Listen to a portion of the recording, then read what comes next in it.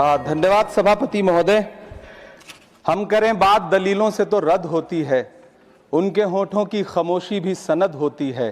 कुछ न कहने से भी छिन जाता है एजाज़े सुखन, जुल्म सहने से भी जालिम की मदद होती है। सभापति महोदय, मैं राष्ट्रपति के अभिभाषण पे अपने बात रखने के लिए खड़ा हुआ हूं। उस दिन देश की संसद के गलियारों में सरकार की तारीफ करती हुई महामहिम की आवाज गूंज रही थी, तो उधर मेरे कानों में हसदेव के जंगलों में आदिवासियों को जिंदगी देने वाले पेड़ों पर चलती हुई कुल्हाड़ी की आवाज गूंज रही थी। सभापति महोदय, इस तरफ महामहिम के भाषण पर प्रधानमंत्री जी संसद की मेज थपथपा रहे थे और उधर उत्तराखंड की अभागी बिटिया अंकिता भंडारी के इंसाफ की आवाजें मध्यम पड़ती जा रही थीं, जो आज भी पूछ रही हैं कि आखिर वो वीआईपी कौन था जिसके लिए अंकिता भंडारी को मार दिया गया। सभापति महोदय, इधर महामहिम सामाजिक न्याय की बात कर रही थीं और उधर उत्तराखंड के कोटद्वार में नफरती लोगों के खिलाफ एक बुजुर्ग को बचाने के लिए खड़ा हुआ दीपक, जो मोहब्बतों की रोशनी लेके खड़ा हुआ था, उसके खिलाफ कोटद्वार की पुलिस गंभीर धाराओं में एफआईआर दर्ज कर रही थी। और वो भी उस दिन हो रहा था जब उत्तराखंड के मुख्यमंत्री कोटद्वार में मौजूद थे।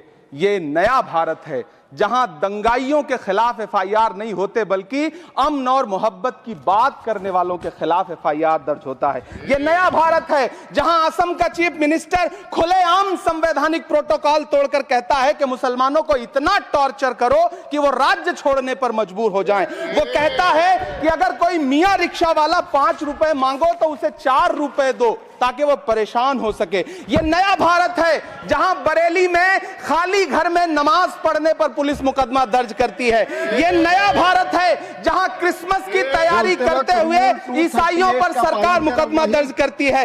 यह नया भारत है जहां जम्मू कश्मीर में नीट का एग्जाम क्वालिफाई करने वाले 50 बच्चों में अगर 42 मुसलमान होते हैं तो फिर मेडिकल कॉलेज की मान्यता ही रद्द होती है और जश्न मनाया जाता है। महामहिम राष्ट्रपति का भाषण में सुन रहा था। सर, यह नया भारत है जहां मध्य प्रदेश के बैतूल में बच्चों के स्कूल बनवा रहे मोहम्मद नईम का घर स्कूल इसलिए तुड़वा दिया जाता है क्योंकि वो स्कूल बनवा रहे थे। ये नया भारत है जहां कोर्ट का स्टे होने के बावजूद बनारस की दाल मंडी में सैकड़ों दुकानें तोड़ी जा रही हैं क्योंकि रास्ता चौड़ा करना है। सभापति महोदय, मैं आपसे कहना चाहता हूं कि जो पीढ़ी अपने बुजुर्गों को गाली देती है उसके साथ प्रकृति इंसाफ करती है। आप इंदिरा जी और नेहरू को गाली देते हैं, नेहरू को छोटा नहीं कर पाएंगे। नेहरू का नाम आइंस्टीन के साथ लिया जाता था और आपका नाम एप्स्टीन के साथ लिया जाता है। आपको ये बात समझनी पड़ेगी।